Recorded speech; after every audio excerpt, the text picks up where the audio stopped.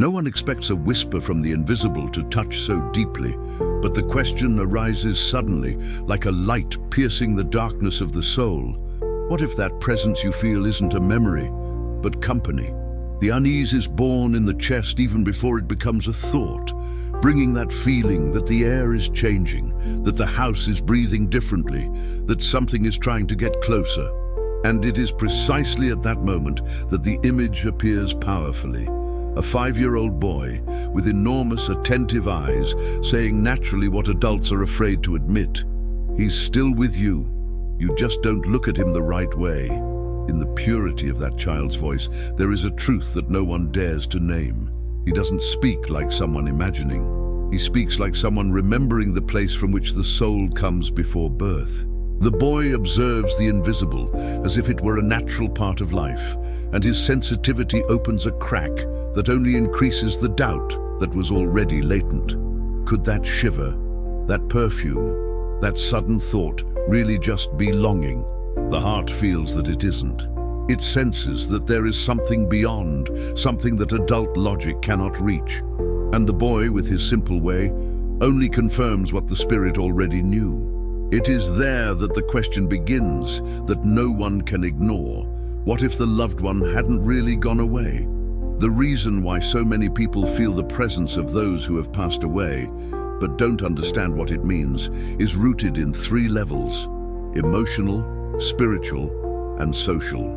Modern society has taught us to silence everything that cannot be immediately explained. It has taught us that subtle sensations should be hidden, that intuitions need to be ignored, that any perception that goes beyond the visible should be treated as coincidence. And so, little by little, adults have distanced themselves from their own capacity to feel what is truly there.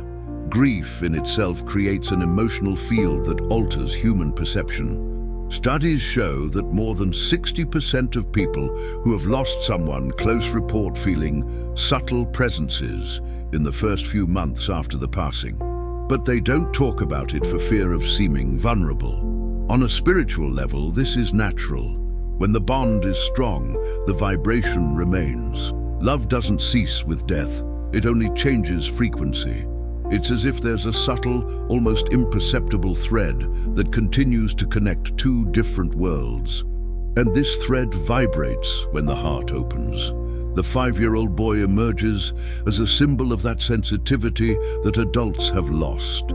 He represents that pure state in which the spirit is still close to the plane from which it came. He feels what the adult has forgotten, perceives what the adult has blocked, recognizes what the adult labels as imagination. He would say simply, "You feel it because he wants to show you that he's here." Dear, and that's exactly what happens, except that the child's perception is not stifled by the emotional filters that the adult world creates. Everyday experiences make this evident. A person enters the room and feels a change in the atmosphere, but ignores it, thinking it's just tiredness. They see a tilted photo and think someone bumped into it. They remember a specific phrase at a random moment and believe it's just a memory. But energetically, there's much more happening. There's a subtle field, a kind of vibratory mist surrounding the house that reacts to emotions and intensifies when there's an emotional connection. For those who still retain sensitivity, even if deeply hidden, these signs are perceptible. For those who live on autopilot, they are not. That's why so many experience these manifestations without understanding their origin, because the physical world teaches us to disconnect from our own soul. But spirituality does the opposite. It brings us closer, connects us, awakens us. The 5-year-old boy perfectly represents this open door. He reminds us that the human soul was born knowing how to recognize these frequencies before learning to doubt them. He sees what adults call coincidence because he perceives a plan that should never have been forgotten. And it is this difference in perception that makes so many people feel the presence of a loved one, but not know how to interpret it, because the body lives here, but the spirit vibrates in many places at the same time. If this topic resonates with you, Join our community and subscribe to our channel. Here we discuss spiritual health and physical well-being in a clear, truthful way, offering tips that truly make a difference. When people tried to understand why they felt the presence of someone who had passed away, they almost never imagined that this phenomenon didn't begin in the outside world, but within themselves. There was an ancient, silent point built up over many incarnations. It was as if, within the soul, there was a place where emotions from other lives remained stored, unspoken memories, unfinished farewells, words that crossed time without finding their destination. And whenever a loved one left the physical plane, this point would vibrate again, awakening sensations that no one could explain. The 5-year-old boy spoke about it with disconcerting naturalness, as if he saw colors that adults had ceased to see. He said things like, "There's something you've kept for a long time, long before you were born here." And his voice, light and sincere, clearly described what adults spent their entire lives avoiding noticing. For him, it was simple. When a loved one tried to get close, this core vibrated, as if two ancient souls recognized each other again, even in different worlds. He explained that this something wasn't sadness, it wasn't fear, and it wasn't ordinary longing. It was the sum of energies that the person carried from other lives, unresolved feelings, broken promises, intense bonds that spanned existences and were never released.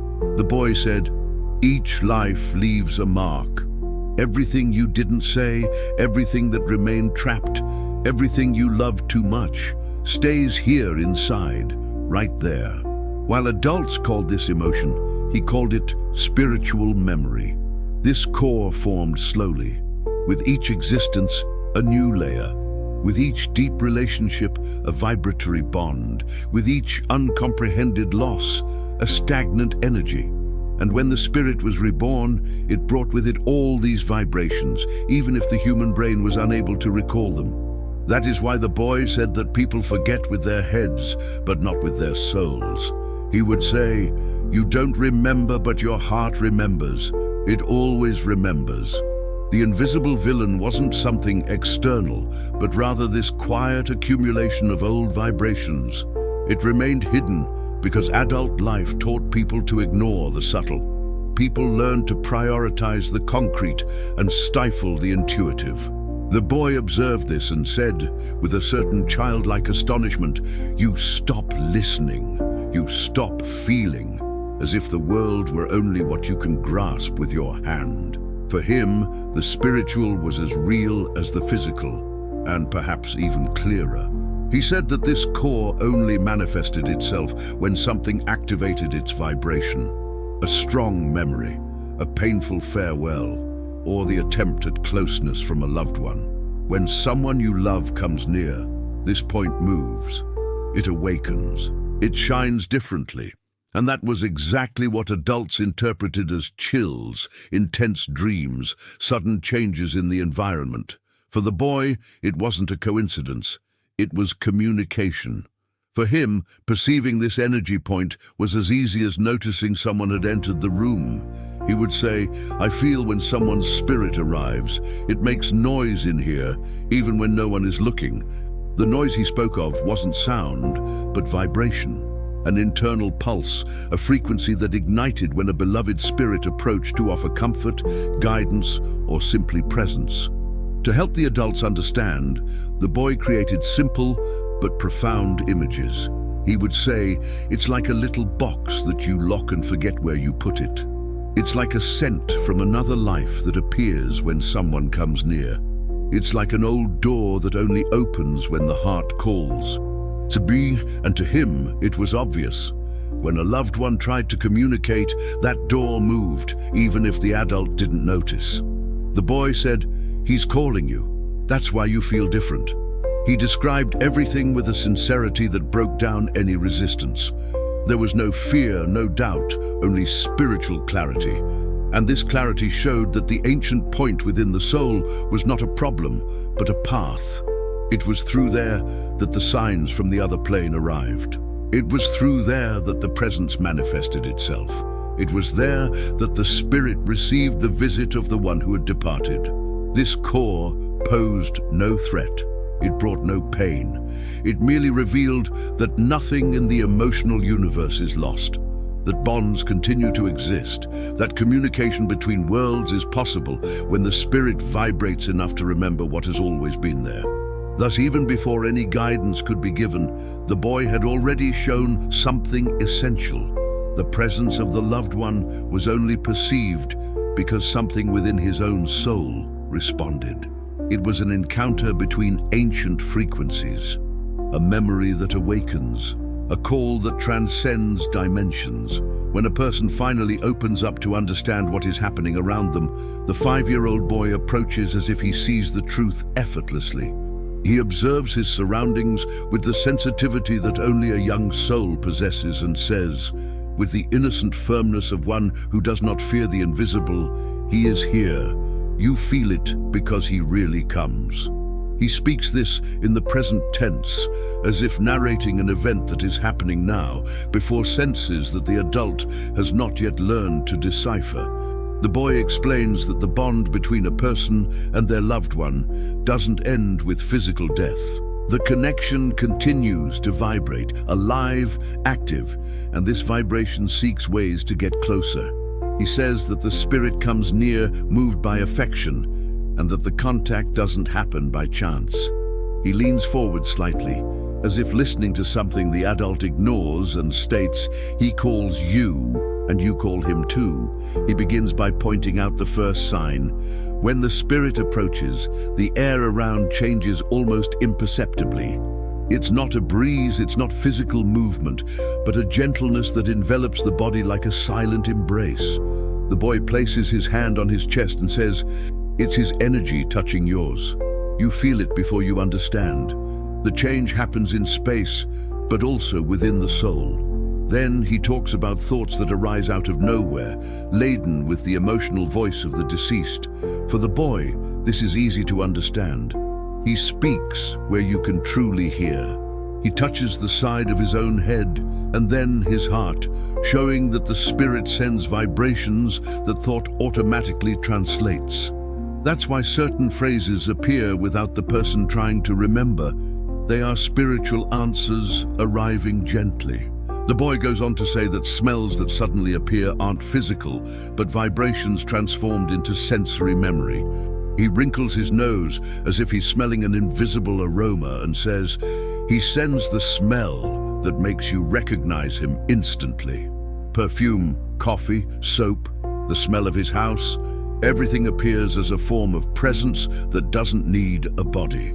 He also explains that encounters during sleep are not ordinary dreams. He says, matter-of-factly, when you sleep, you get very close to his world. The soul relaxes, the body moves away, and the spirit can approach with clarity. That's why the hug seems real, the conversation seems real, and the encounter leaves a lingering feeling when the person wakes up. The boy bends down to observe the behavior of an imaginary animal and comments that animals perceive the spirit before any adult because they don't filter the vibration. He says they feel everything, they see without having to see.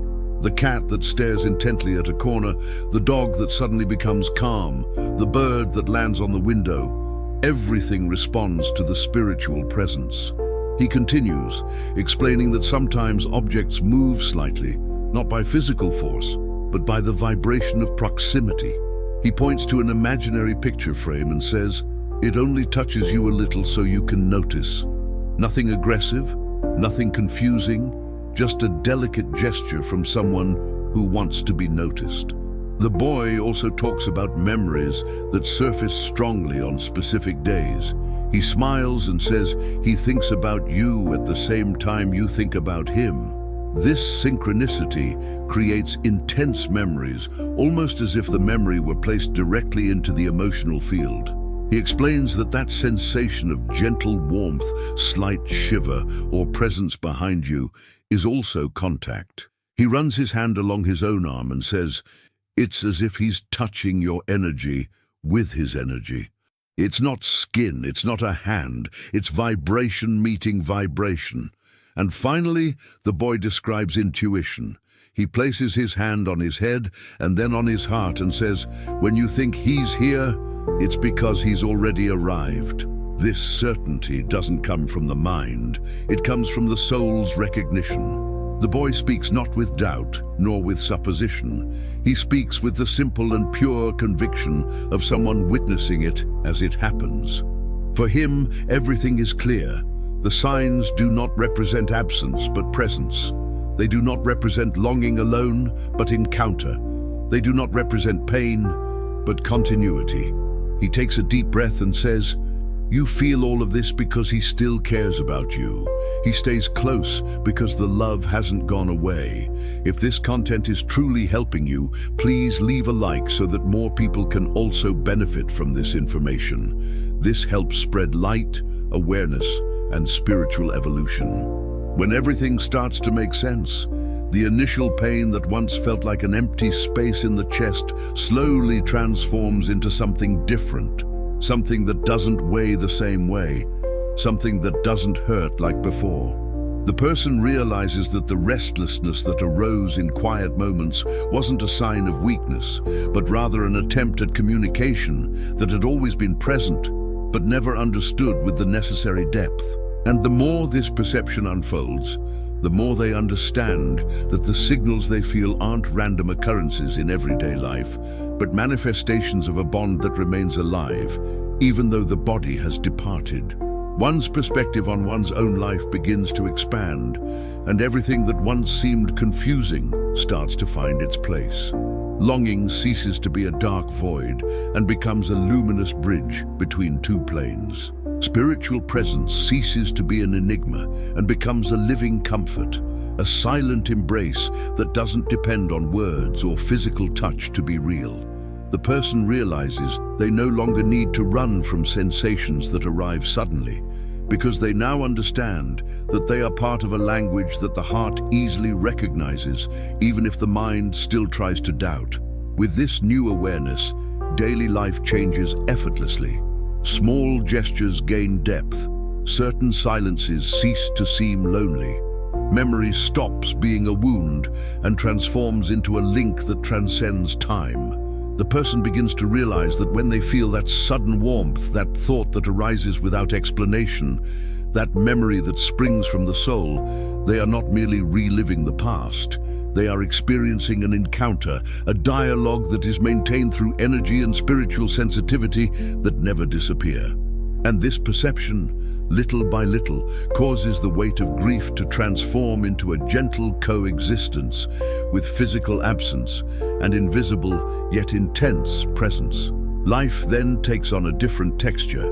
Emotions flow less painfully because there is now understanding. The fear of the invisible dissolves because the presence that arrives is loving, known, familiar.